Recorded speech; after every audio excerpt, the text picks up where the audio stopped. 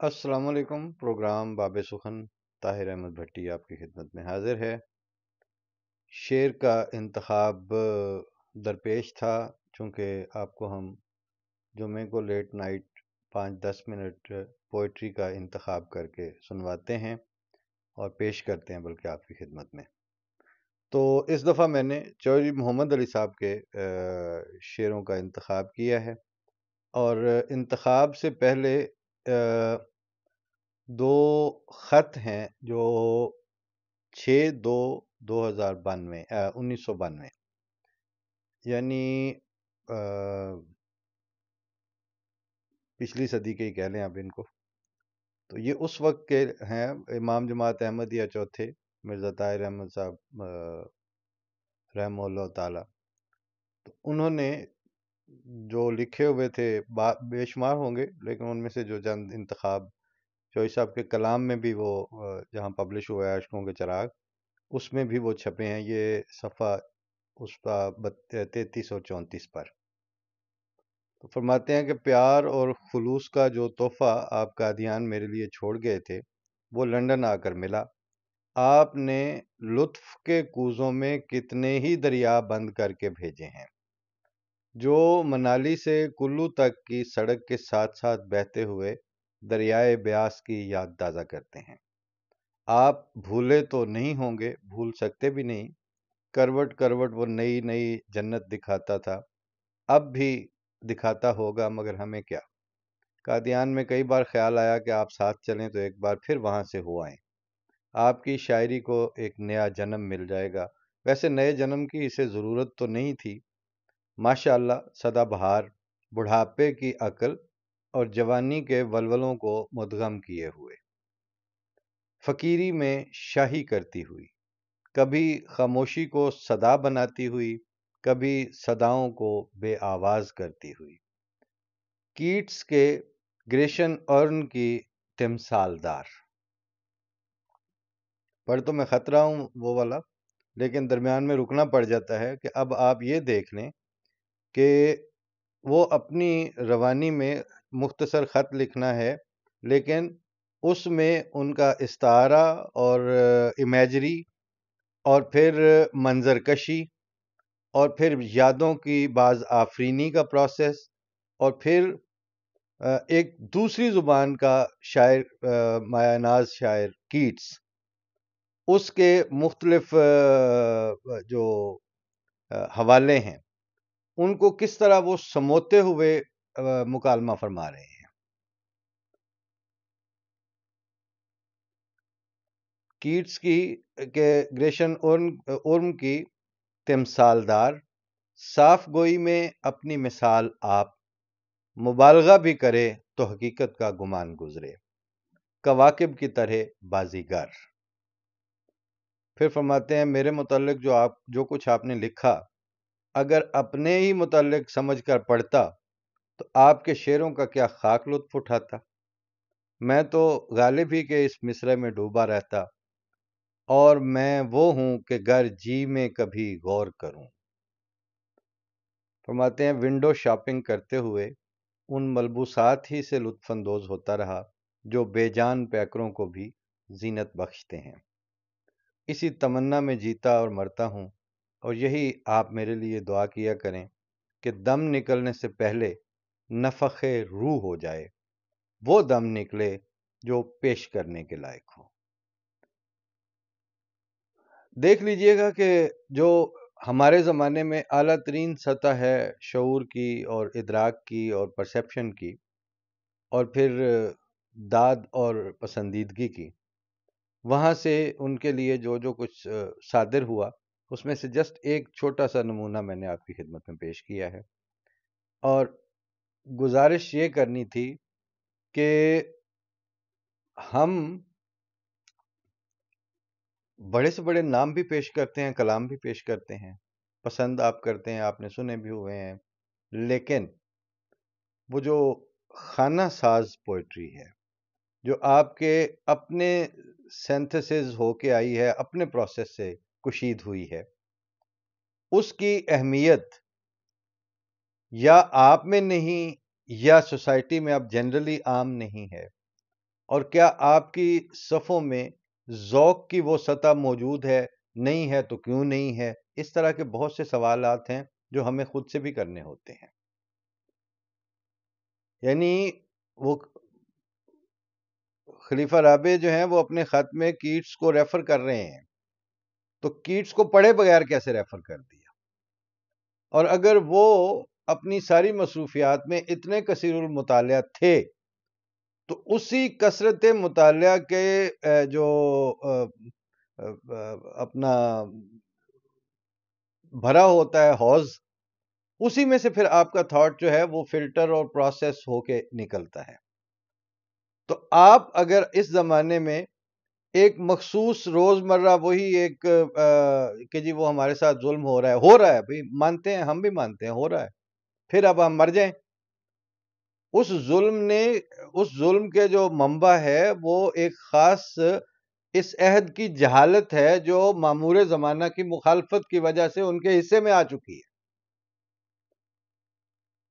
اور آپ کو مامور زمانہ کو قبول کرنے کی وجہ سے ایک طمانیت اور ایک انشراح اور ایک سرخوشی اور ایک تسلی اور ایک یقین اور ایک ضمانت ہے، جس کے سائے میں، جس کی چھتری کے تلے بیٹھ کے آپ ہی نے تو ترقی کرنی ہے. اب آپ ہی نے تو اپنے ذوق کو جلا دینی ہے اور آپ ہی نے نئے سے نئے جہان دریافت کرنے ہیں. لیکن وہ ہو نہیں سکتے اگر آپ ان چیزوں کا بھی آپ کو اطلاع نہ ہو، ان چیزوں کا بھی آپ کے ذوق میں جگہ نہ بن سکی ہو جو آپ ہی کے گھر سے لکھی گئی ہیں. لیکن بہرحال مجھے سمجھ آتی ہے میں وقتاً فوقتاً پیش کرتا رہتا ہوں. لیکن یہ کام بھی جیسے وہ میں نے فرمایا نا کہ اب میں نے عرض کیا کہ جو غیر از جماعت ہیں آپ کے مخالفین اور ایون دشمن، ان کی دعوت ہر ہرزہ گو خدمت آسان نہیں. تو آپس میں جب چیزیں شیئر کرنی ہوتی ہیں اور ذوق اگر پراپر اپ گریڈ اور اپ ڈیٹ نہیں ہو پا رہا اور وہ پسند ناپسند آپ یعنی اسی بات پر مطمئن ہیں کہ ہاں ہم نے جی مان لیا ہے امام مہدی کو، ہم نے مسیح موعود کو مان لیا ہے، لیکن اس کے بعد آپ کے ارد گرد کیا ہو رہا ہے، زمانہ کیا روش اختیار کر رہا ہے، کرنٹ افیئرز کا کیا بہاؤ ہے، ہسٹوریکل پرسپیکٹو آپ تک آتے آتے کیا شکل اختیار کر چکے، یہ ساری چیزیں آپ کا مسئلہ نہیں ہے. اور یہ بھی چھوڑ دیں کہ آپ فارغ نہیں ہیں، آپ اتنے فارغ ہیں کہ آپ جن سے میں مخاطب ہوں وہ سارے تجزیہ کر کے دیکھ لیں، 4 سے 6 گھنٹے تک آپ ضرور کچھ نہ کچھ سنتے ہی رہتے ہیں بس. اور اب تو وہ سکرولنگ شروع ہو گئی ہے. اروندھتی رائے سے کسی نے پوچھا اور مجھے بڑی پسند آئی یہ بات کہ آپ نے یہ اسمارٹ فون نہیں رکھا ہوا. کہتی اس لیے کہ ہیومن برین کو اتنی زیادہ چیزوں کی پروسیسنگ کرنے کے اوپر ڈال دیا ہے ان ایپس نے کہ نیچر جو ہے وہ اجازت نہیں دیتی تھی، انسان کی فطرت اور انسان کے حالات اور انسان کا جو فطری گروتھ ہے اس میں یہ گیپ اور گنجائش ہی نہیں تھی کہ وہ برین یوز لیس چیزوں کو اتنا روزانہ پروسیسنگ کرنے بیٹھ جائے. تو وہ تو آپ کرتے ہیں، سارے کرتے ہیں. نہیں ہے ٹائم تو ایک ان چیزوں کے لیے نہیں ہے. لیکن بہرحال ایک طرز تغافل ہے، سو ان کو مبارک ہو. ایک عرض تمنا ہے وہ ہم کرتے رہیں گے. تو میں تو بہرحال پیش کرتا رہوں گا اور جو بیٹھا رہے گا وہ بیٹھا رہے گا، جو چھوڑ کے جاتے ہیں تو کیا جدا ہوئے ہیں بہت لوگ، ایک تم بھی صحیح، اب اتنی بات پہ کیا زندگی حرام کریں. تو اس کو میں بھی اتنا دل سے نہیں لگا کے بیٹھا ہوا بات کو، لیکن بہرحال خواہش تو ہے کہ اللہ کرے کہ لطف یہ ہے کہ آدمی عام کرے بہار کو، موجے ہوائے رنگ میں آپ نہا لیا تو کیا. کہ چلیں اگر ہمیں کچھ چیزیں اچھی لگتی ہیں تو وہی آپ کی خدمت میں بھی پیش کی جائیں. چلیں میں اس غزل سے شروع کرتا ہوں.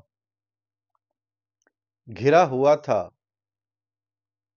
میں جس روز نکتہ چینوں میں، گھرا ہوا تھا میں جس روز نکتہ چینوں میں، وہ بے لحاظ کھڑا تھا تماش بینوں میں.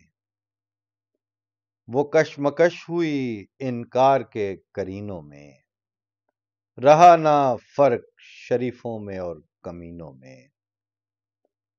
میری خبر سرے اخبار چھاپنے والا، ملا تو ڈوب گیا شرم کے پسینوں میں۔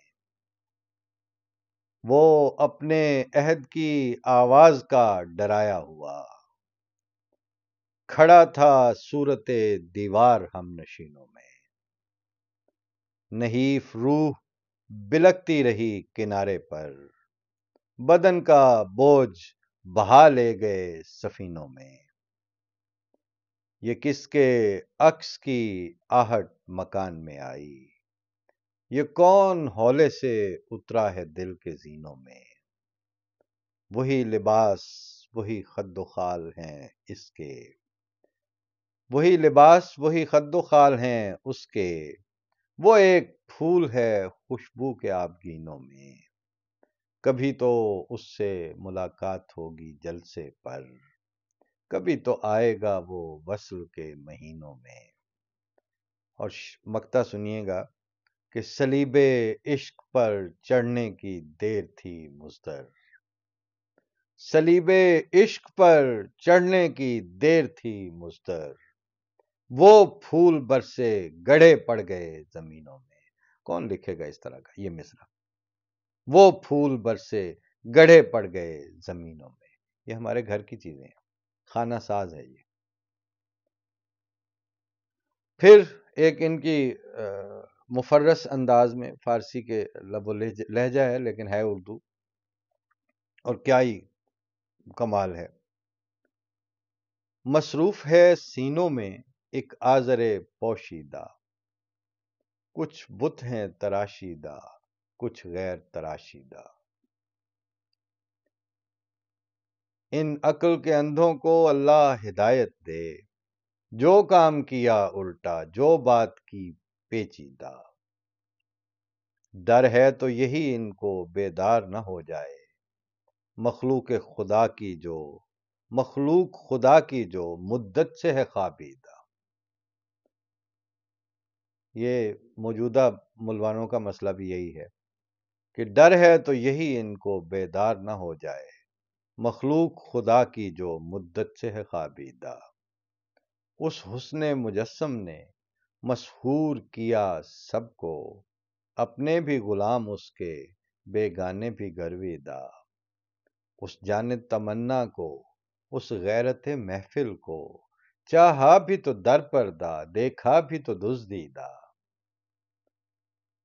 تعریف سے بالا ہے توصیف سے مستغنی، ہر بات حسین اس کی ہر کام پسندیدہ۔ تھا شور بپا اتنا کل بزم نگاراں میں، جب ذکر چھڑا اس کا سب ہو گئے سنجیدہ۔ ان سرخ ستاروں کو پلکوں میں پرو لیں گے، سجدوں میں سمو لیں گے ہم اے دل شوریدہ۔ ہم پہ جو گزرتی ہے معلوم ہے سب اس کو، حالات ہمارے تو اس سے نہیں پوشیدہ۔ پوچھیں تو دکھا دینا جو داغ ہیں فرقت کے، یا پڑھ کے سنا دینا مکتوب دل و دیدہ۔ ہم بھی کبھی جائیں گے دربار محبت میں، ترسیدہ و لرزیدہ غلطیدہ و لغزیدہ۔ اب یہ دیکھیں چاروں الفاظ چاروں فارسی کے، ترسیدہ و لرزیدہ غلطیدہ و لغزیدہ۔ وہیں ہما دلداری وہیں ہما ستاری، مضطر وہ کہیں تم سے ہو جائیں نہ رنجیدہ۔ مصروف ہے سینوں میں ایک آذر پوشیدہ، کچھ بت ہیں تراشیدہ کچھ غیر تراشیدہ۔ یہ فارسی لہجے میں اتنی روانی میں اردو غزل لائیں، کبھی کسی وقت کوئی سنائے تو پھر کہیے گا کہ ہاں اس غزل کے ہوتے ہوئے آپ نے جوئی صاحب کی غزل آگے رکھ لی۔ نہیں جناب، جوئی صاحب نے جب لکھا تو پھر اپنا لکھا اور سر چڑھ کے لکھا۔ فی امان اللہ، السلام علیکم۔